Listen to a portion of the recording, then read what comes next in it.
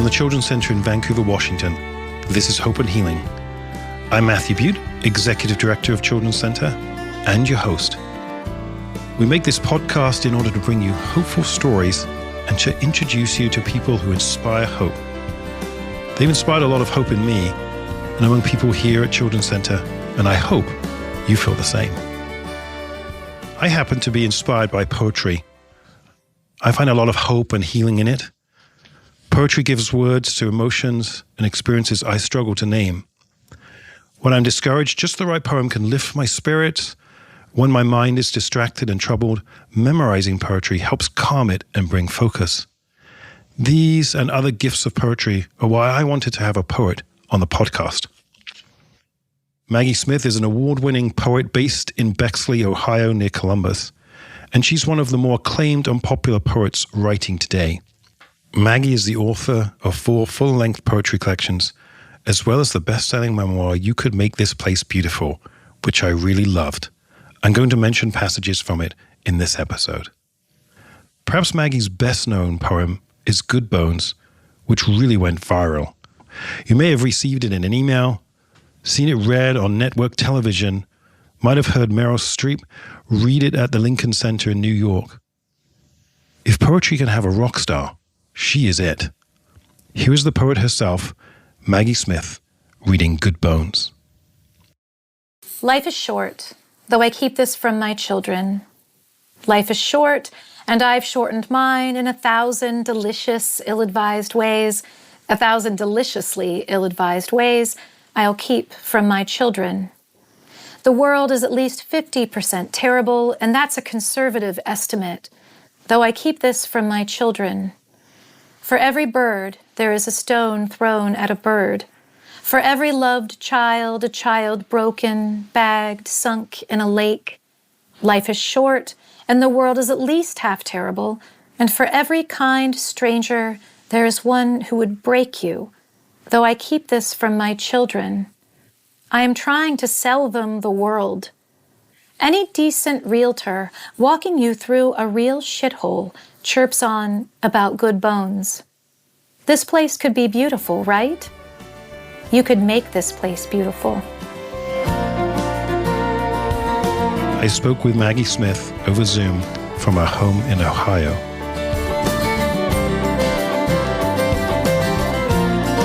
Well, hello, Maggie. Thank you so much for joining us on our podcast, Hope and Healing. It's such a privilege to meet you. And as I was saying earlier, I've told everyone I know that I get the privilege of meeting you today. So thank you for giving us some of your time. Oh, no, it's a joy to be here. Thanks for having me. Any meeting on Zoom, I'm of course here with my English cup of tea. How about you, Maggie? Do you have a drink with you? I also have a cup of tea. I like this. This is a really good start. So I think a lot of us have this image of a poet and a poet's life. Can I just run this vision of a poet by you and see if it fits? The job description. The job description. So, you live in a cabin in the woods, of course. Often it's windy, rainy.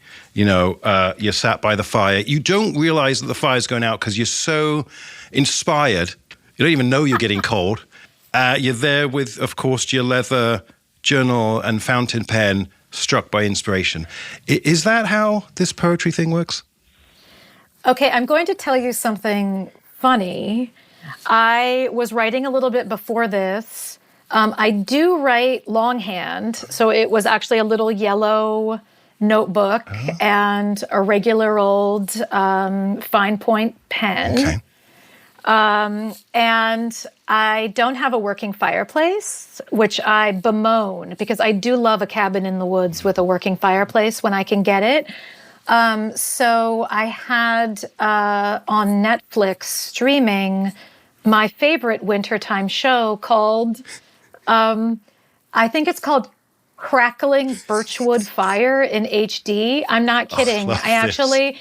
My kids make fun of me. They come home from school around 3 p.m, and I'm sitting in front of the television fire that's crackling and popping with the dog kind of napping beside me working. So it's like the suburban version of the poet life you imagine. That's very cool. So it's not too far off, really. There's something not too there. far off. I like it. Yeah. I love it. So you just described some of the circumstances in which you like to write. You're doing that this morning.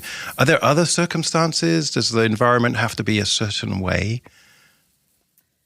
No, not at all. And if parenting has done anything for me, it has made me much less precious about my writing environment and writing time, because it's really catch as catch can. So when the kids go off to school, I walk the dog, and then if I'm not too embroiled in emails, I write a little bit. Or I might get an idea walking the dog, and then I will type a few little notes into my iPhone in the notes function to like email myself for later. I might be working late at night if I can't sleep, or I might go to bed at 9 and actually sleep through the night. So I don't have a schedule, and I don't have a place I need to be. I really try to be one of those people who can kind of raise my antenna up wherever I am and just sort of pay attention and notice and listen and hope that I can tune in even in a kind of hectic circumstance if I'm lucky. How did poetry become such a big part of your life? Oh, well, I mean, I sort of facetiously joke that it's the only thing I'm good at. So it's easy to allow something to be the big part of the pie chart when it's the thing you're good at. Right. But I think, maybe more than that, or at least equal to that, is it's the thing I enjoy most, really. I mean, it's the thing that makes me feel closest to myself. I feel more like myself when I'm writing than when I'm doing just about anything. And so during times in my life where I feel like I'm getting a little too far afield, or I'm having a difficult time, or things are hectic or stressful or sad, or just, feel impossible, somehow writing, even when it's not good, even when it's not coming naturally and I'm not really pleased with what I'm producing, just the act of it brings me kind of back home to myself in a way. Yeah. The title of our podcast, Hope and Healing. How does poetry, and then perhaps writing generally, foster that healing? And you indicate it kind of brings you home. How does it do that? Yeah, I'm going to get the quote wrong, but there's this terrific Eudora Welty quote that's something like, I like the experience of, I like the feeling of confronting an experience and resolving it as art. I say that all the time, and yet I never get it quite right. It sort of always lives half wrong in my head.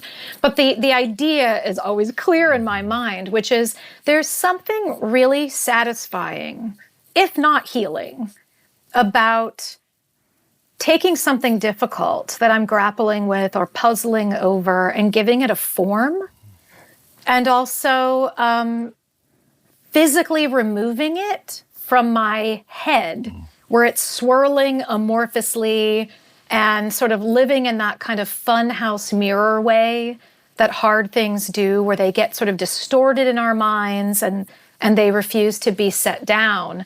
And something about giving it a form, whether it's a paragraph or a poem, helps me see it as its real size and not its actual size. I think it's really perspective lending for me. And it also does that kind of miraculous thing that I think even journaling can do for us, even if we're not writing for potential publication, is just removing something from our minds and getting it onto a piece of paper or into our computer, having even just that little bit of distance from the thought, the feeling, the worry is incredibly useful. I mean, I think that there's research that bears that out, that it is helpful and therapeutic in a way. Yeah. But I remember my school days of poetry, and they weren't fun. No.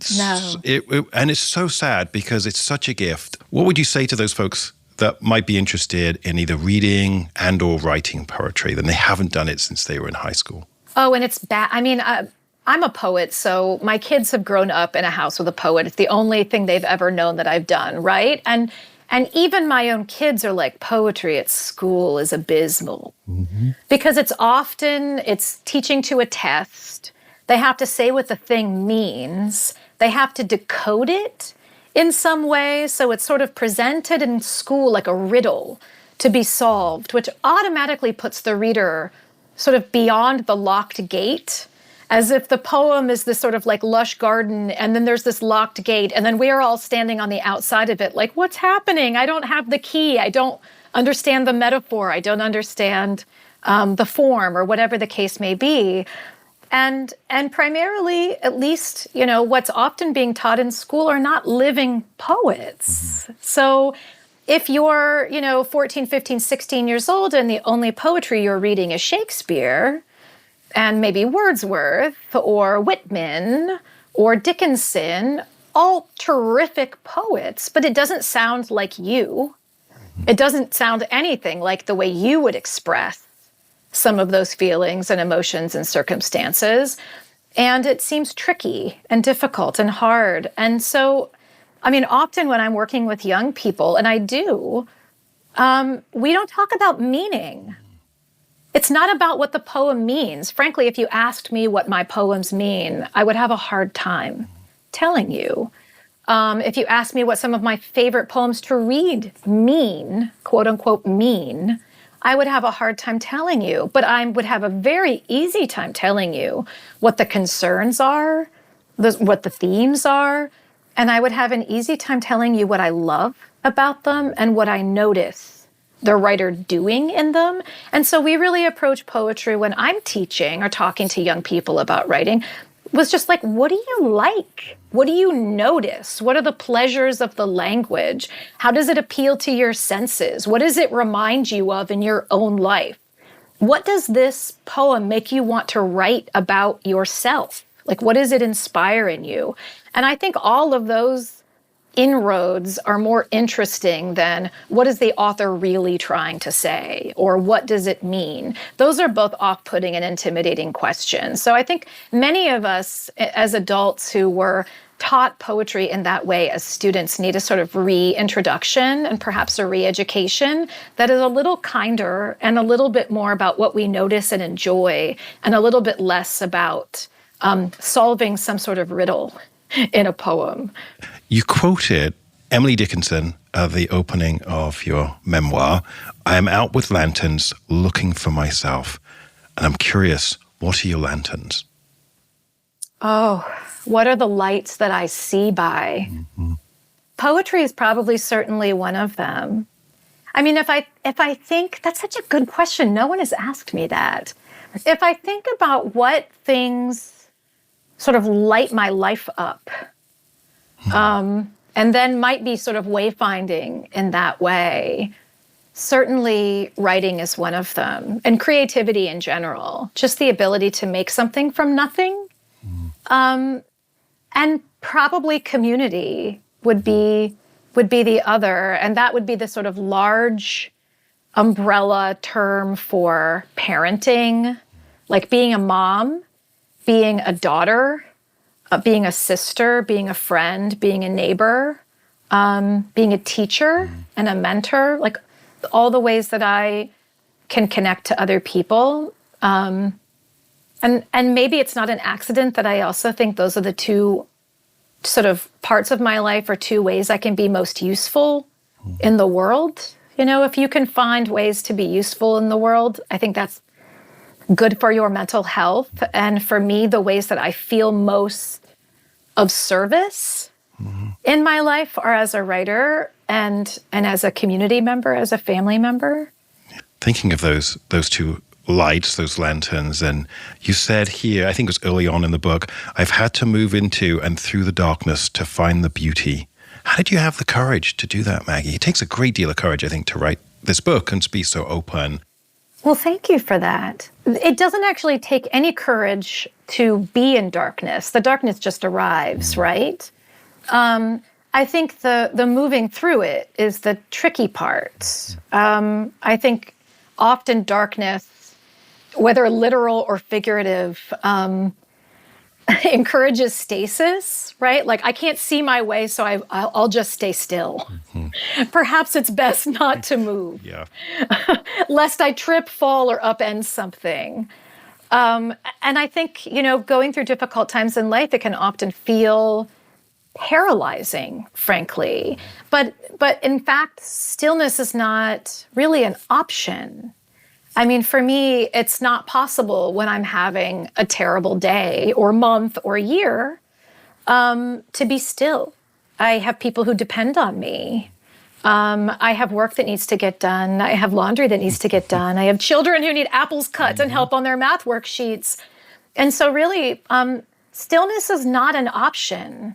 It's just not. It's not an option. So for me, I mean, certainly writing a memoir is sort of a crash course in vulnerability and courage, but living it doesn't feel that way at all. It just sort of feels like this is what we must do. Yeah. There is, and you're very open about experience of depression and anxiety. And you say, postpartum depression. So after Violet was born, birthday on Monday, I saw in your email this morning, the subscription email. Yeah. So happy birthday, Violet, for Monday. We made it. You made it. Good job. And you say postpartum depression broke over me like a colossal wave almost immediately after Violet was born. Though I didn't call it by its name and I didn't treat it, it's hard to treat what you can't or won't name. And this is a topic I think that still is not talked about enough. For sure. Agreed. And so grateful that you're doing so. And I'm curious, why didn't you or why couldn't you name it? I'm not quite sure what the block was at the time, but I think, having then experienced it again when my son was born, I knew it. I recognized it the second time and thought, I gutted this out the first time without help. And I know that's not going to work for me this time. So I recognized it the second time. It felt familiar to me. I think what was so bewildering to me the first time was I wasn't expecting it. The talk around childbirth doesn't do women any favors. The talk about bringing home your bundle of joy doesn't necessarily anticipate what it might be like to have a colicky child or a sleepless child or to have postpartum depression or anxiety. And so I think you're right. I think we don't talk enough about it. We don't have discussions enough beforehand to say, hey, here are some symptoms. I wasn't crying all the time. And in my mind, I thought, well, depression seems like sadness. I was irritable.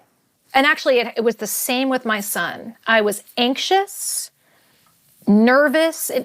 It sort of manifested more as a kind of irritability and anxiety and hyperfocus than it did as what I would think of as depression, quote unquote depression.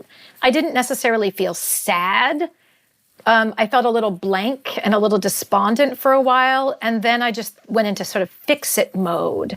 And I think I was just a miserable human being to be around.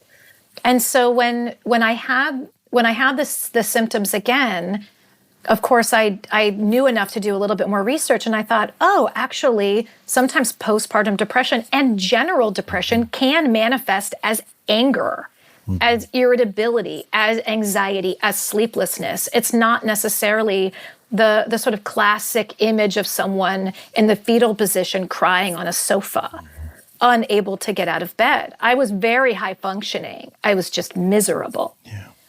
And so I think, it would behoove us to have more conversations about all the different ways these things can manifest, because it doesn't always look like we think it might. And then if it shows up in a cloak we don't think to look for, things may go untreated that really that we need support for. It really is hard to name, or something that you don't recognize, doesn't look like you thought it should look. There's this statement that really, when I read it, there are many heartbreaking statements, Maggie, in your work. And this bit, and I'm not sure what it was, but it was during this time, you said, what spark I was supposed to feel each day in waking up. And then there's a few other things. And this is the bit that really got me. I'm not quite sure why. Maybe you can how sad the kettle sounded when I removed it from the flame. How it whined before it grew quiet or went silent. We're having our tea right now. So you know the sounds of the kettle And then the thing that happens when you take it off the flame and it kind of like peters out and does that little whistle, and then it's and I remember thinking, that sounds sad to me. That's probably reflective of my own feelings right now. You know, when you're having a beautiful day, everything looks, you're seeing through that lens. So you can walk outside on a day that you're feeling really bright and full and happy, and you see that lens, you see the world through that lens. So you hear the birds through the lens of your happiness. You see the clouds through the lens of your happiness. And when you're depressed and anxious and down and feeling trapped or confused, the things that you perceive in your life take on those colors. Even just the innocent kettle who did not ask to be brought into that description. Yeah, it really just, that lens, it colors everything. And it does, and distorts. And I think that's what we often don't think about is like, you know, when you're depressed, you think you're seeing the world as it is. Mm-hmm. And in fact, you're seeing the world through a distorted lens, and finding ways to sort of change the lens. That's the key. Mm-hmm. And I think of what you were saying earlier around community, how important it is for us to be in community so that other people can maybe see that in us, to tell us something is wrong, you need some help. What struck me too is that this year and this all that you were going through, that the land of poems felt impossibly far away. No poetry for a year. Was that just not writing it? Did you read poetry? It was just all... I am always reading poetry, so I certainly read that year. It's the longest block of time I've ever gone without writing a poem. Wow. Was the first year of her life. And I mean, there are lots of factors there, but what a relief. Because after a certain amount of time, I thought, well, maybe I just don't do that anymore. Like maybe the spell has been broken and I've wrung myself completely dry of poems, and they won't come back. And I was just so relieved when they finally started showing up again. Yeah. And they finally arrived with First Fall. And Maggie, is that something you're kind enough to read for us? Of course. Thank you so much. Of course. Yes, this is the poem that finally arrived after a year of no poems, and it was really inspired by walking around a park in our neighborhood with my infant daughter strapped to me in the sort of front load baby carrier, and trying to show her around a bit this world we'd just brought her to. First Fall. I'm your guide here. In the evening dark morning streets, I point and name. Look, the sycamores, their mottled paint-by-number bark. Look, the leaves rusting and crisping at the edges. I walk through Schiller Park with you on my chest. Stars smolder well into daylight. Look, the pond, the ducks, the dogs paddling after their prized sticks. Fall is when the only things you know, because I've named them, begin to end. Soon I'll have another season to offer you, frost soft on the window and a porthole side there, ice sleeving the bare gray branches.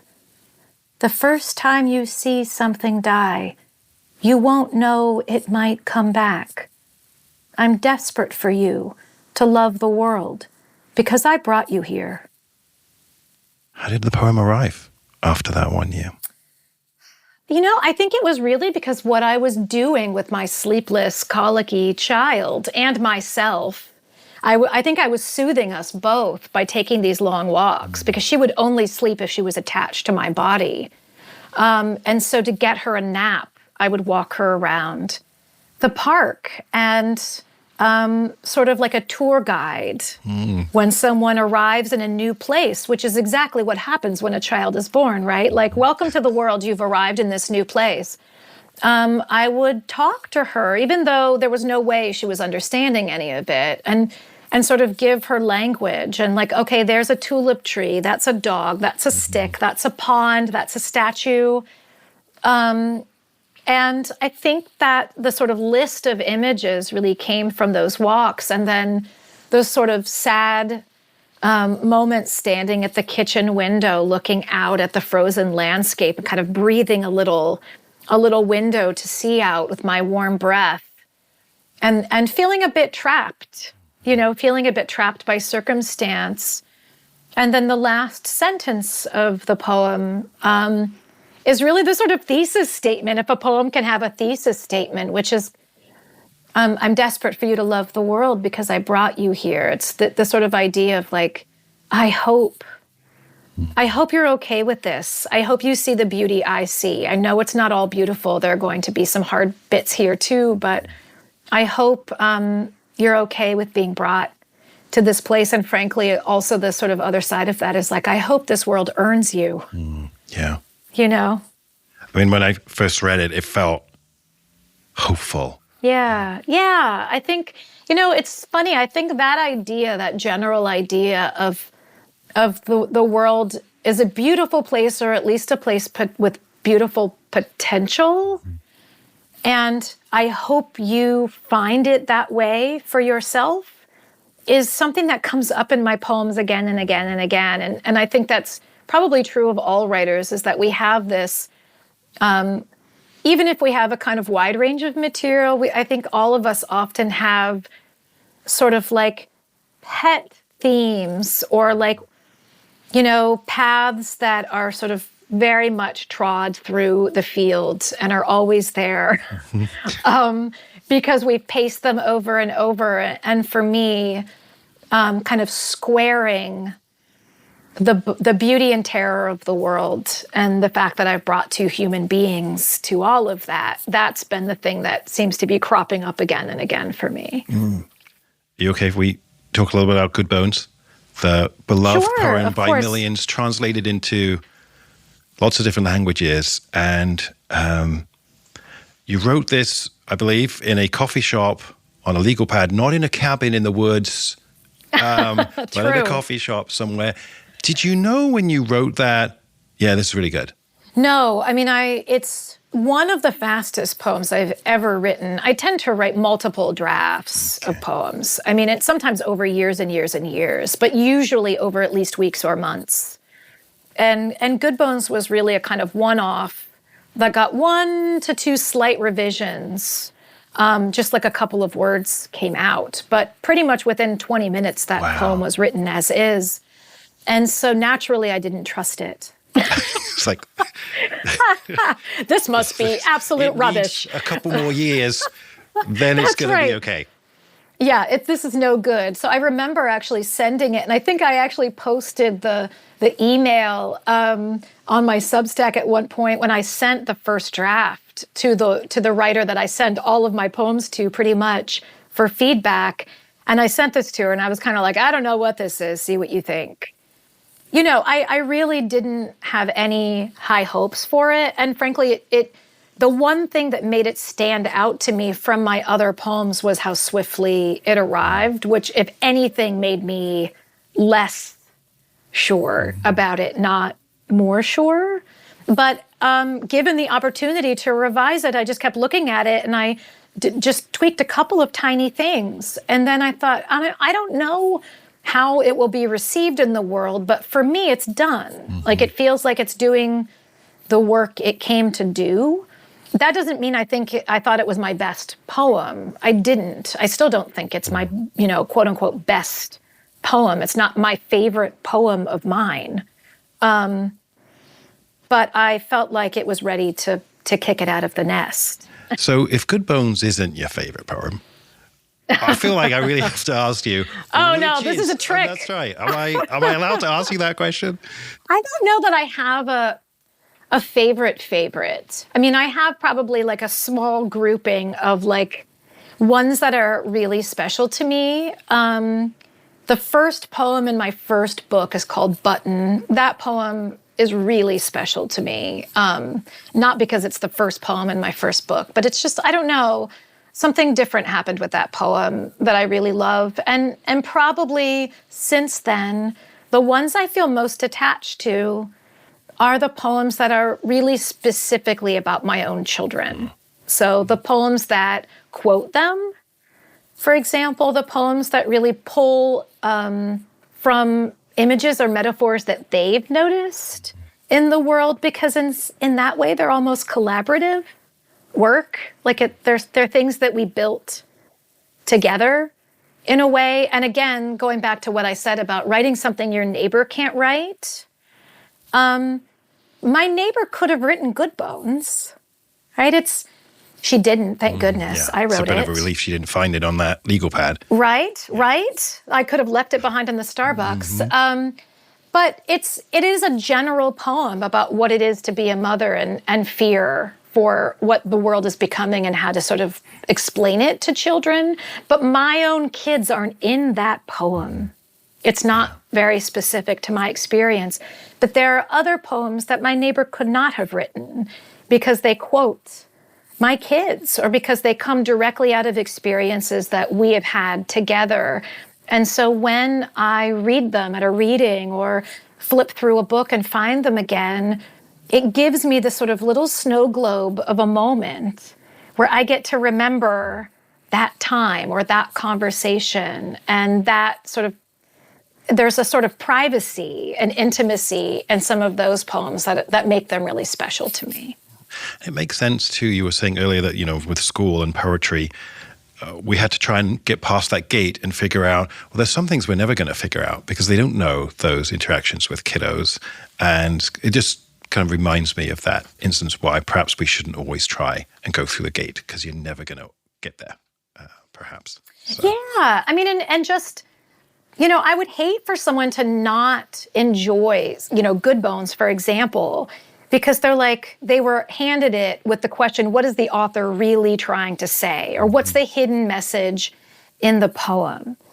What I would love is for someone to be handed that poem and for them to be asked, what choices do you see the writer making in this poem? And so they could be like, oh, I noticed they use repetition, or I noticed they use metaphor, or I noticed they use punctuation in this way. Or what do you like about the poem? Or what does it make you think about? I would be much happier with them receiving that with those instructions as opposed to, here's a locked gate, hand me the key. So what else would you say are some things that, useful to others with this book? It's funny. In some ways, I think it's absolutely none of my business what other people do with it once, when writing a book or a poem, it's sort of like putting a message in a bottle and you send it off to sea and you have no idea, where it might wash up and who might find it and if they might read it or throw it back or find it useful or pass it on to a friend. And in some ways, the thing that keeps me writing is not worrying too much about how it might be useful or what someone else might glean or not glean from it so that I don't talk myself out of putting it in the bottle and sending it out to sea in the first place. But having said that, what I'm hearing from readers and the mail I'm getting about this book,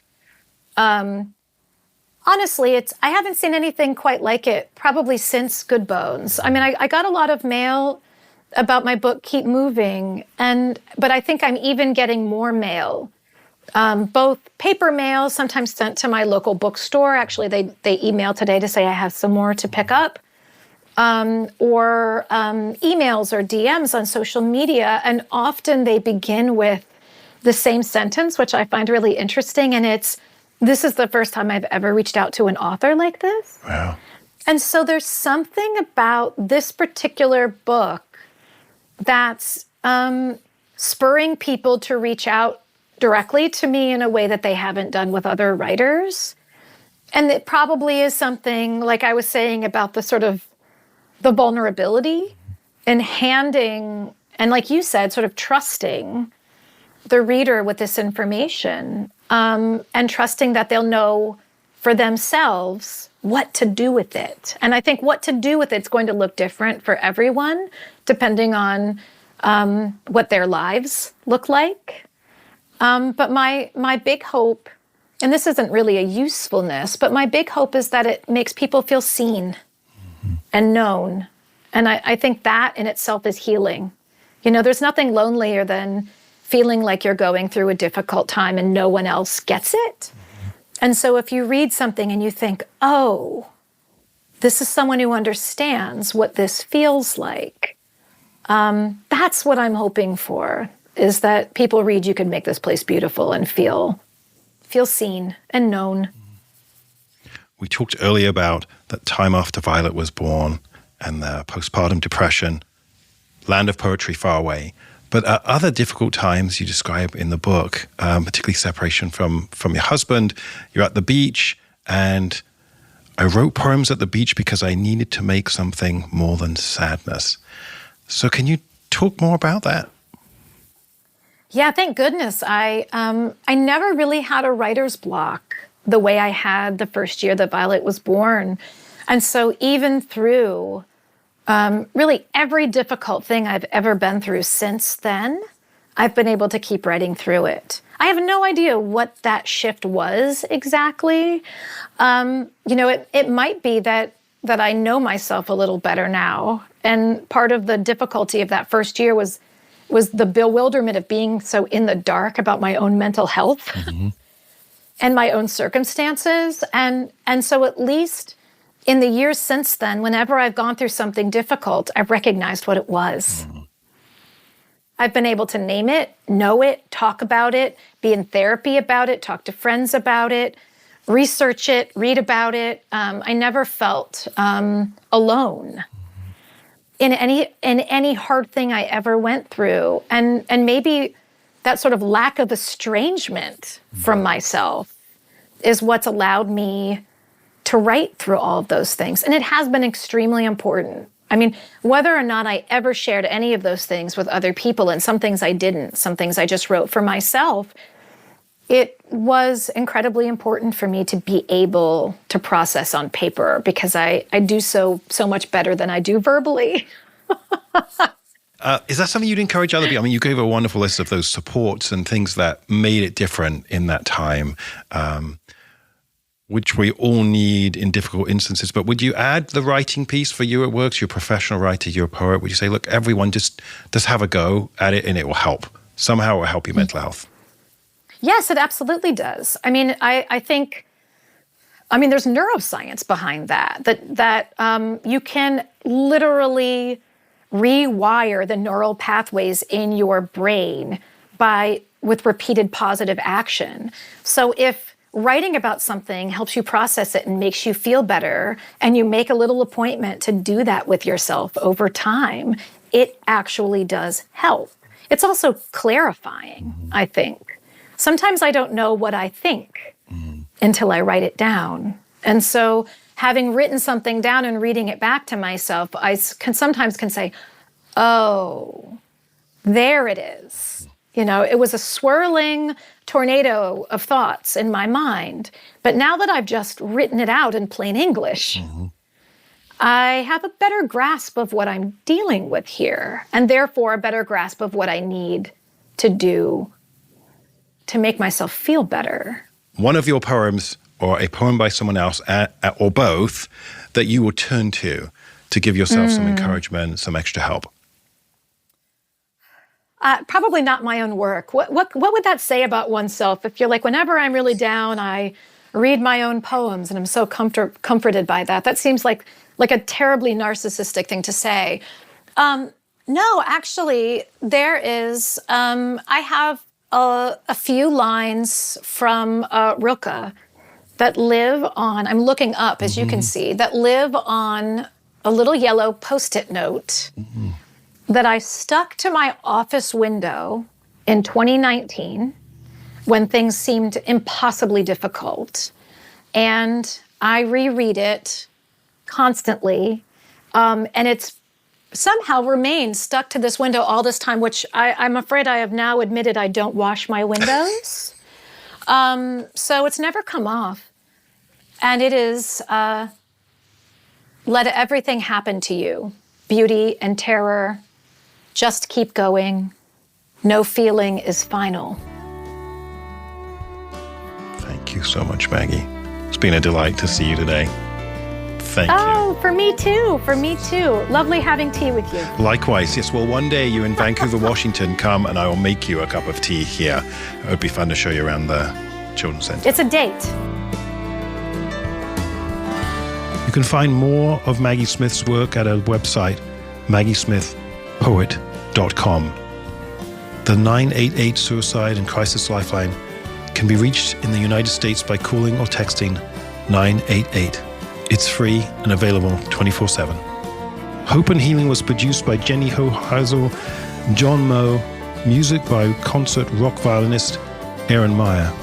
This podcast is presented by Children's Center in Vancouver, Washington. Children's Center's mission is to serve children, youth, and families through comprehensive community-based mental health services. For more information, visit thechildrencenter.org. I'm Matthew Butte, and thank you for listening.